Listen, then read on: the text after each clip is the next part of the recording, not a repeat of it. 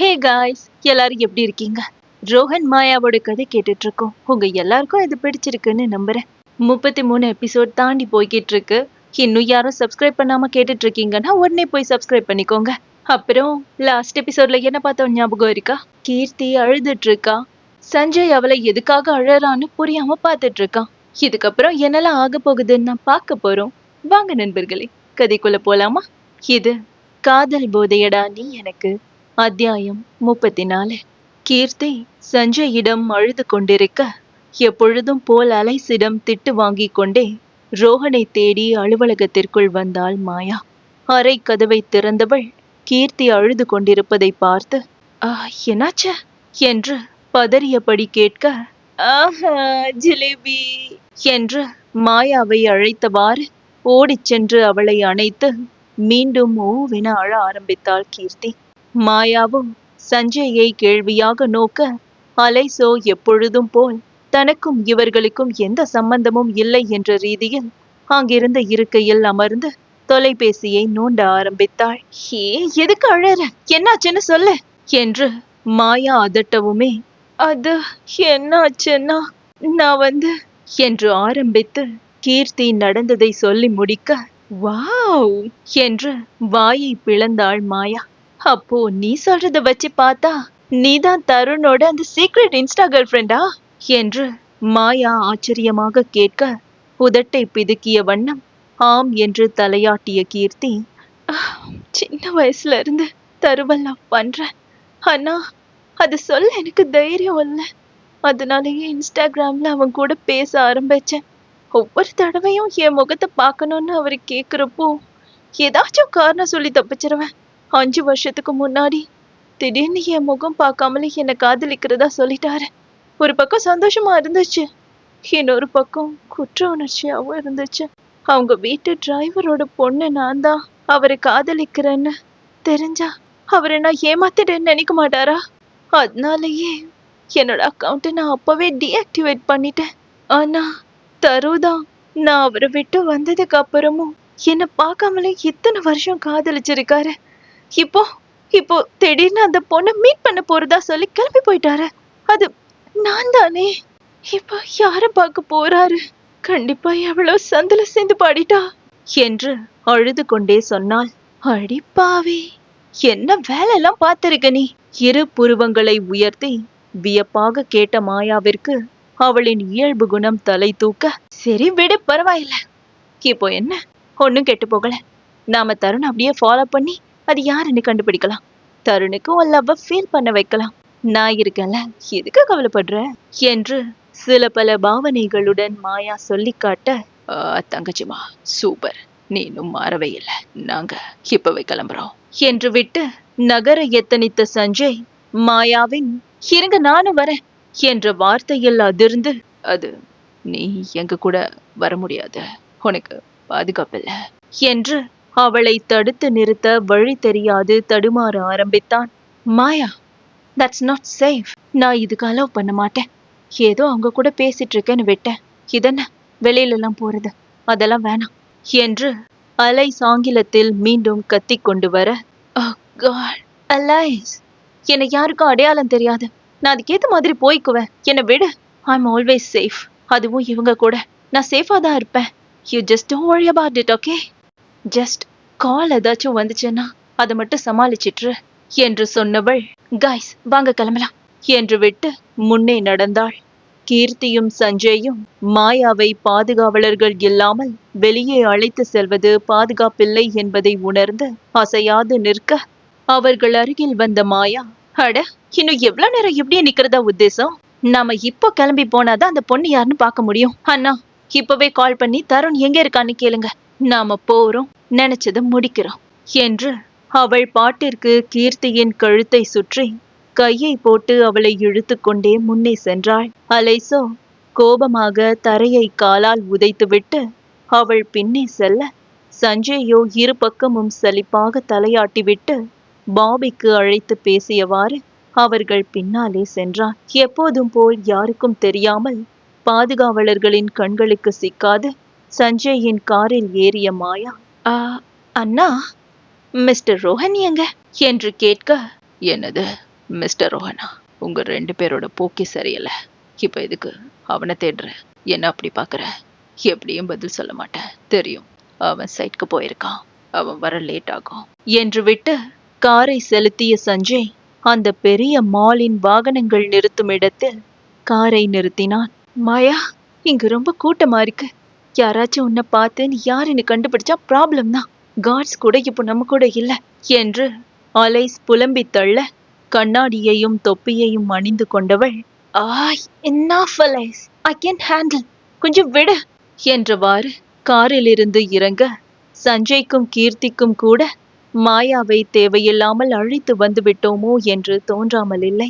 மாலின் உள்ளே வந்த 4வரும் ஃபுட் கோர்ட்டிற்கு செல்ல அங்கு பாபி ஒரு மேசையில் ஒரு பெண்ணுடன் பேசிக் கொண்டிருப்பதை பார்த்த கீர்த்தி உதட்டை பிதுக்கினாள். அந்த பெண்ணை உற்று பார்த்த மாயா, ஐயோ, எதுக்கு இப்போ திருப்பி உதட்ட பிதுக்குற? அங்க பாரு, அவன் ஓளவுக்கெல்லாம் இல்ல. இன்ஃபேக்ட் ஒன்னு மாதிரி அவளுக்கு சபி சீக்ஸ் கூட இல்ல. நோ கமெண்ட்ஸ், சிம்பிளி வேஸ்ட் என்று சமாதானம் சொன்னாள். பாபியை பார்த்து கொண்டிருந்த சஞ்சயோ சட்டென தன்னை கடந்து சென்ற பெண்ணை உற்று பார்த்து ரோஷினி என்று அழைக்க, ரோஷினியும் திரும்பி சஞ்சயை பார்த்து முதலில் அதிர்ந்தாலும் பின் கோபமாக அவனை முறைக்க முகத்தை மூடியிருந்ததால் மாயாவை அவளுக்கு அடையாளம் தெரியவில்லை. ரோஷினியை பார்த்து பளிச்சென்று சிரித்த சஞ்சய், ஹே ரோஷினி, நீ இன்னும் உயிரோடுதான் இருக்கியா என்று கேட்க அதில் வெகுண்டவள், எது, நான் எதுக்கு சாகணும் என்று கோபமாக கேட்டாள். அது நான் தானே அன்னைக்கு ஒன்ன பிரேக்கப் பண்ணேன். ஸோ மன வருத்தத்துல சூசைட் பண்ணிட்டியோன்னு நினைச்சேன் என்று சிரிக்காமல் தீவிர முகபாவனையுடன் அவன் சொல்ல, இடியட் என்று சில பல கெட்ட வார்த்தைகளுடன் திட்டிவிட்டு அங்கிருந்து நகர்ந்தாள் ரோஷினி. அலைசோ இருவரையும் மாறி மாறி புரியாமல் பார்த்துவிட்டு சஞ்சயை மேலிருந்து கீழ் ஒரு மார்க்கமாக பார்த்து வைக்க, அவனும் மை எக்ஸ் லவர் காலேஜ்ல ஓ அளவுக்கு இல்லதான், you don't worry about it baby என்று குறும்பாக சொல்ல, அலைசோ எதுவும் பேசாது அவனை கேவலமாக ஒரு பார்வை பார்த்துவிட்டு திரும்பிக் கொண்டாள். கீர்த்தி, அவ பேரு ரோஷினியா? ரொம்ப திமிர பிடிச்சவளா இருக்கா என்று மாயா போகும் ரோஷினியையே பார்த்தவாறு கேட்க, ஆமாமா, என் ஆளோட ஃபர்ஸ்ட் லவ் கூட அவதான். ஆனா என்ன, 1 சைட் தான், என் கூட தான் 2 சைட் என்று பெருமையாக சொன்னாள் கீர்த்தி. இத்தனை நேரம் ரோஷினி சஞ்சய் பேசுவதையே ஆர்வமாக பார்த்து கொண்டிருந்த கீர்த்தியும் மாயாவும் தனக்கு பின்னால் நின்றிருந்தவனை கவனிக்கவே இல்லை. சரியாக, நீங்க எல்லாரும் இங்க என்ன பண்றீங்கன்னு தெரிஞ்சுக்கலாமா என்ற குரலில் அதிர்ந்த மூவரும், மாட்டிக்கிட்டோம் என்று வாய்விட்டே சொன்னவாறு ஒரு சேர திரும்ப, அலைசுக்கோ இந்த கூத்தை பார்த்து சிரிப்பை அடக்குவது பெரும் பாடாகத்தான் இருந்தது. மூவரையும் முறைத்த பாபி கீர்த்தியை உக்கிரமாக பார்க்க, அவளோ பயத்தில் மாயாவின் கைகளை இறுக பற்றி கொண்டாள். அது தருண், நாங்க என்று மாயா பேச வரும்போது சரியாக ஒருவன் ஓடி வந்து மாயாவை வேகமாக இடித்துவிட்டு சென்றதில் மாயா அணிந்திருந்த முகத்தை மறைத்திருந்த பெரிய கண்ணாடி கீழே விழ பதறிவிட்டாள் அவள். அலைஸ் உடனே குனிந்து அதை அவசரமாக எடுக்கும் முன்னே அங்கிருந்த சில கல்லூரி மாணவர்களுக்கு மாயாவை அடையாளம் தெரிந்துவிட, ஹே, அது மிஸ் மகேஸ்வரி தானே என்ற குரல்களும் அங்கே சலசலப்பும் உருவாக, இனிமேலும் இங்கு நிற்பது பாதுகாப்பில்லை என்று நினைத்த அலைஸ் மாயாவிற்கு அந்த கண்ணாடியை மாட்டிவிட்டு வேகமாக இழுத்துச் செல்ல, அதற்குள் அவர்கள் பின்னால் ஒரு கூட்டமே வர ஆரம்பித்து விட்டது. பாபியும் சஞ்சயும் கீர்த்தியும் யாரும் அவளை நெருங்காதவாறு கார் பக்கத்தில் அழைத்துச் செல்ல, மின்னல் வேகத்தில் வண்டியை செலுத்திய பாபி அலுவலக வாசலிலேயே காரை நிறுத்தினான். காரை நிறுத்திவிட்டு பாபி எதுவும் பேசாது விறுவிறுவென்று அலுவலகத்திற்குள் நுழைய, சஞ்சயும் கீர்த்தியும் தவறு செய்துவிட்டோமோ என்று நினைக்க, முதலில் இத்தனை பேர் தன்னை துரத்தி வந்ததில் பதறினாலும் அதன் பிறகு ஆசுவாசமடைந்து சாதாரணமாக மாயா இருந்தாள் என்றால் அலைஸ் தான் அவளை விடாது முறைத்தாள். விருந்தினர் அறைக்கு செல்லும் வழியாக மேல் தளத்தில் இருக்கும் விருந்தினர் அறைக்கு கீர்த்தி மாயாவை அழைத்துச் செல்ல, அவளோ, போன விஷயத்த பாக்கல பாத்தியா? அந்த பொண்ணு யாரு கீர்த்தி? முதல்ல அவ யாருன்னு கண்டுபிடிச்சு 4 சாத்து சாத்தணும். உன் பேர்ல அவனை ஏமாத்திட்டு இருக்கா, சீட்டர் என்று பேசியவாறு அறைக்குள் நுழைந்தவள் அப்படியே அதிர்ச்சியில் உறைந்து நின்றாள். அங்கே ரோஹன் மேசையில் ஒற்றை காலை மடக்கி கைகளை மார்புக்கு குறுக்கே கட்டியவாறு கோபத்தில் முகம் சிவக்க நின்றிருக்க, பாபியோ ரோஹனின் பக்கத்தில் அவனின் கோபம் புரிந்து அமைதியாக இருக்க, இங்கு சஞ்சய்க்குத்தான் உடல் உதறலடிக்க ஆரம்பித்தது. ஹாய் ரோஹன், சைட்க்கு போயிருக்கீங்கன்னு சொன்னாங்க. உங்களை நான் இங்க எக்ஸ்பெக்ட் பண்ணவே இல்லை என்று உற்சாகமாக கூறியவாறு மாயா ரோஹனை நெருங்க முதல் சஞ்சயை அறைந்திருந்தான் ரோஹன். அவ கேட்டா உனக்கு எங்கடா போச்சு புத்தி? ரோஹன் கோபத்தில் கேட்க, தவறை உணர்ந்து சஞ்சய் அமைதியாக இருந்தான் என்றால் மாயாதான் அதிர்ந்து விட்டாள். ரோஹன், அது அது நான் தான் அவங்கள கூட்டிட்டு போனேன். சஞ்சயை காப்பாற்ற எண்ணி மாயா ஏதோ பேச வர, அடுத்த நொடி அவளே எதிர்பார்க்காது பளாரென அவளை அறைந்திருந்தான் அவளவன். கன்னத்தை பொத்திக் கொண்டு மாயா அதிர்ச்சியாக ரோஹனை பார்க்க, ஷ் என்று சைகை செய்தவன் தன்னவளை எரிப்பது போல் பார்த்தான். ரோஹன் அடித்து விட்டதில் கீர்த்தி பதற, சஞ்சயோ ஏதாவது தவறு நடந்து விடுமோ என்கிற பயத்தில் ரோஹனை கடிந்து கொள்ள, பாபியோ அவன் அடித்ததன் காரணம் புரிந்து எதுவுமே பேசவில்லை. ஆனால் அலைசிற்கோ ரோஹன் அடித்ததில் கோபம் உச்சத்தை தொட, அடுத்த நொடி ரோஹனின் சட்டையை பிடிக்க போனவளின் கையை பிடித்து தடுத்த மாயா புன்னகையுடன் ரோஹனை பார்க்க, அவனுக்கோ அவளின் சிரிப்பு எப்போதும் போல் பழைய மாயாவையே நினைவுபடுத்தியது. ஆழ்ந்த மூச்செடுத்து தன்னை ஆசுவாசப்படுத்தியவன், மிஸ் மாயா, நீங்க இங்க இருக்கும்போது உங்க சேஃப்டிக்கு நாங்க தான் பொறுப்பு. நீங்க யாருன்னு அடிக்கடி எங்களால ஞாபகப்படுத்திட்டு இருக்க முடியாது. உங்க கம்பெனிஸ்க்கு எதிரா ஏகப்பட்ட கம்பெனிஸ் இருக்கு. உங்களை சுத்தி எதிரிங்க ரொம்ப அதிகம். உங்க கேர்லெஸ் உங்களுக்கு ஆபத்தா முடியலாம் என்று பொறுமையை இழுத்து பிடித்து புரிய வைக்க, மாயாவோ அன்று ரோஹன் அவளை வெளியே அழைத்து சென்றதை நினைத்து இரு புருவங்களை கேலியாக உயர்த்தி, அப்படியா என்ற ரீதியில் பார்த்தாள். அந்த பார்வையின் அர்த்தத்தை உணர்ந்து ரோஹன், புரியுது என்ன சொல்ல வரேன்னு. என் பக்கத்துல நீ இருக்கிற வரைக்கும் தான் உனக்கு எல்லா பாதுகாப்பையும் என்னால தர முடியும். நான் இல்லாத சமயம் இப்படி கிறுக்குத்தனமா எதுவும் பண்ணாத, புரியுதா? இன்னொரு தடவை இப்படி ஒரு அடியோடு விட மாட்டேன் என்று மிரட்ட, யாரா நீ? அன்னைக்கு கிஸ் பண்ண, இன்னைக்கு அடிக்கிற. இவன் எதுக்கு என் மேல இவ்வளவு உரிமையா நடந்துக்கிறான்? ஏன் எனக்கு இதை தடுக்க கூட தோணல என்று உள்ளுக்குள் நினைத்தவாறு அவனையே ஆழ்ந்து நோக்கினாள் மாயா. அவள் முன் சொடக்கிட்டவன் ஒற்றை புருவத்தை உயர்த்தி என்ன என்று கேட்க, அதில் தன்னை தொலைத்தவள் ஆவென்று வாயை பிளந்து கொண்டு அவனையே பார்த்தாள். என்று தொண்டையை செருமி மாயாவை நடப்புக்கு கொண்டு வந்த அலைஸ் கண்களாலேயே எச்சரிக்கை செய்ய அசடு வழிய சிரித்தாள் மாயா. ரோஹனோ யாரையும் கண்டிக்காது மாயாவின் கைப்பிடித்து இழுத்துச் செல்ல, பின்னால் வர தயாரான அலைஸை பார்த்தவன் சஞ்சயிடம், அவளை ஹேண்டில் பண்ண என்று விட்டு நகர, அலைஸோ, மாயா, திஸ் இஸ் டூ மச் என்று கத்தியது மாயாவின் காதில் விழவில்லை என்றால், ரோஹனோ அவள் கத்தலை சட்டை செய்யவே இல்லை. மாயாவை காரின் அருகில் அழைத்து வந்தவன் இருவரையும் கேள்வியாக பார்த்திருந்த பாதுகாவலர்களை கண்டுகொள்ளாது காரின் பின்சீட்டில் மாயாவை அமர வைத்து தானும் அவள் பக்கத்தில் அமர்ந்து கொண்டான். அவர்கள் ஏறியதும் முன்னிரு இருக்கையில் ஏறிய ஓட்டுநரையும் பாதுகாவலரையும் பார்த்த ரோஹன் மாயாவை பார்க்க, அவன் பார்வையின் அர்த்தத்தை உணர்ந்தவள் அவர்களிடம் ஏதோ சொல்லி வெளியேற சொல்ல, அவர்கள் இறங்கியதும் தான் தாமதம். அடுத்த நொடி மாயாவை இழுத்து இறுகி அணைத்த ரோஹன் தான் அரைந்த கன்னத்திலே தன் இதழை அழுத்த பதித்தான். அவன் முத்தமிட்டதில் திடுக்கிட்டவள் மலங்க மலங்க விழித்து கொண்டு அவனை பார்க்க, ரோஹனுக்கோ அன்று கல்லூரியில் கடைசி சந்திப்பின் போது அவளை அறைந்தது வேறு நினைவில் வந்தது. அன்று அறைந்ததற்கு இன்று பரிகாரமாக அவள் மற்ற கன்னத்திலும் அவன் முத்தமிட, மாயாவுக்கோ இனம் புரியாத ஒரு உணர்வு.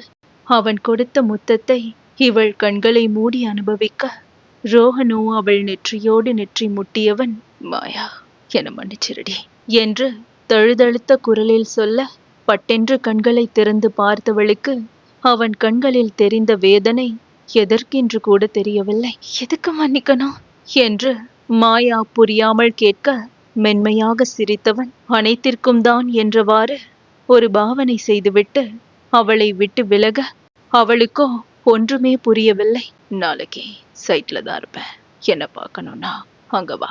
ஆனா தனியா இல்ல, யாரையாவது கூட்டிட்டு வா என்று விட்டு மீண்டும் அவள் கன்னத்தில் அழுத்த முத்தமிட்டு ரோஹன் காரிலிருந்து இறங்க அவன் முன் முகமெல்லாம் சிவந்து பத்ரகாளி போல் வந்து நின்றாள் அலைஸ். சஞ்சயோ தூரத்திலிருந்து, ஏமா என்னம்மா நீ இப்படியா சொன்ன பேச்ச கேட்காம உன் இஷ்டத்துக்கு வருவ என்று கத்திக்கொண்டே வர, அலைஸோ சஞ்சயை பார்த்துவிட்டு ரோஹனை மூக்கு விடைக்க முறைத்தவள், அவனை என்கிட்ட இருந்து சேஃபா பாத்துக்க, ஒரு நாள் கொன்னாலும் கொன்னுடுவேன் என்று ஆங்கிலத்தில் பல்லை கடித்து கொண்டு உரைத்துவிட்டு மாயாவின் அருகில் அமர்ந்த அடுத்த நொடி அங்கிருந்த 3 கார்களும் சீறி பாய்ந்தது. சஞ்சயோ மூச்சு வாங்க நின்றவாறு, அவ நிஜமாவே பொண்ணாடா?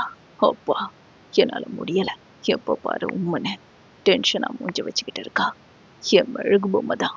ஐ திங்க் போன ஜென்மத்துல போலீஸா இருந்திருப்பா. இருக்கும் வெறப்பாவே தெரிஞ்சிட்டு இருக்கா. எப்படித்தான் இவளை கட்டிக்கிட்டு ஹேண்டில் பண்ண போறேனோ தெரியல என்று வாய்விட்டே புலம்ப பக்கென்று சிரித்து விட்டான் ரோஹன். அதே நேரம் அலுவலகத்திற்குள் பாபியோ கோபமாக தன் அலுவலக அறைக்குள் நுழைந்து மார்புக்கு குறுக்கே கைகளை கட்டியவாறு கீர்த்தியை உக்கிரமாக பார்க்க, அவளோ அவன் முன் வந்து நின்று திருவென விழித்து கொண்டிருந்தாள்.